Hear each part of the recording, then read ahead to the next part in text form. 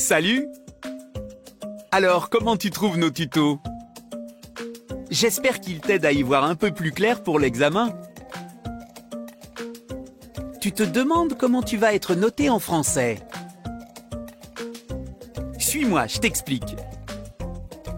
Ta copie va être notée sur 20. Pour le calcul de l'épreuve de français, on affectera ta note du coefficient 2,5. Cela veut dire qu'on va multiplier ta note par 2,5. Comme tu l'as vu dans nos précédents tutos, il y a 2 parties dans le sujet. Chacune peut te rapporter 10 points. Regardons tout d'abord la première partie du sujet, celle consacrée aux compétences de lecture. L'ensemble est donc noté sur 10. Chaque question peut attribuer quelques points. C'est précisé dans le barème. Si tu réponds aux attendus de toutes les questions, l'examinatrice ou l'examinateur t'accorde l'ensemble des points. Prenons un exemple. Dans cette question sur 2 points, 2 éléments sont attendus. D'un côté, une définition, un savoir, et de l'autre, le sens d'une citation, une explication. Logiquement, chaque élément de réponse te donnera 1 point si tu réponds correctement. C'est mathématique. Comme tu le sais, les questions ont chacune des attentes sur le contenu et sur la manière de répondre. Il faut que tu sois vigilant sur ce que l'on te demande précisément. Repère bien les mots interrogatifs, les verbes de consigne qui t'obligent à faire quelque chose, ainsi que les termes clés sur lesquels on te demande de travailler. Rappelle-toi, on a vu ça dans un précédent tuto. En gros, tu devras maîtriser ce que veulent dire ces 4 capacités. Comprendre, analyser, interpréter, confronter. Les questions qui impliquent plus de méthode ou de développement, mais aussi de compétences ou de difficultés, rapportent plus de points. C'est logique. Dans la seconde partie de l'épreuve, celle sur le sujet d'écriture, notée elle aussi sur 10, une grille nationale est imposée pour tous les sujets. Elle répartit les points en 3 catégories. 4 points pour la qualité de ton argumentation, à savoir la cohérence de tes propos, la structure de ton texte, la diversité et la pertinence de tes arguments, la richesse de ta réflexion. Apprends à construire un plan et à connecter les idées entre elles pour avoir un propos clair. 3 points pour ta culture générale. On s'attend à ce que tu aies utilisé les documents du sujet, d'autres références, des lectures personnelles ou étudiées en classe, des films, des connaissances, et particulièrement les références du programme limitatif.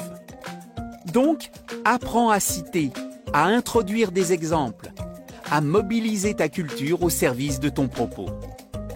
3 points, enfin, sont consacrés à la qualité de ton expression écrite. Tes phrases sont-elles compréhensibles? Ton orthographe est-elle correcte? Les connexions entre tes parties sont-elles logiquement justifiées? Ton style est-il plaisant? Ton vocabulaire est-il riche, bien utilisé? Apprends à te relire pour vérifier qu'on va bien te comprendre. Tu te représentes un peu mieux comment tu vas être évalué? Voici, comme d'habitude, mes astuces pour être bien noté. Conseil numéro 1. Relis et reformule dans ta tête chaque question pour bien savoir tout ce qu'on attend de toi. Oui, je sais, Zoé et moi te le répétons sans cesse, mais comme le disaient les philosophes antiques, la répétition est mère d'apprentissage. Plus tu l'entendras, plus tu t'en souviendras. Conseil numéro 2, approprie-toi les mots consignes des sujets. Repère les types de questions qu'on retrouve dans tous les sujets. Ça va devenir mécanique avec un peu d'entraînement. Conseil numéro 3, maîtrise les règles de la notation. Connais la répartition des points du sujet d'écriture et habitue-toi à te relire en vérifiant que tu en as respecté chaque exigence. Conseil numéro 4. Entraîne-toi à évaluer ton travail comme si c'était toi le ou la prof. Relis tes copies, note-toi ou note les productions de tes camarades. Tu peux aussi analyser des corrigés ou des copies de bons élèves. Quand tu as fait un sujet, auto-évalue tes écrits en utilisant la grille. Et puis, relis les pages de ton manuel. Conseil numéro 5. Enfin, c'est indispensable, relis-toi vraiment. Tu corrigeras ici ou là une faute de français, un S oublié, une phrase que tu as toi-même du mal à comprendre, ou tu découvriras que tu as oublié de traiter un aspect d'une question, etc. Je sais que tu n'as qu'une hâte, c'est de sortir de la salle d'examen. Mais crois-moi, utiliser tout le temps qui t'est donné, c'est une chance de réussir.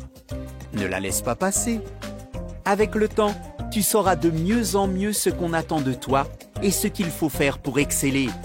Aie confiance, tu pars bien entraîné.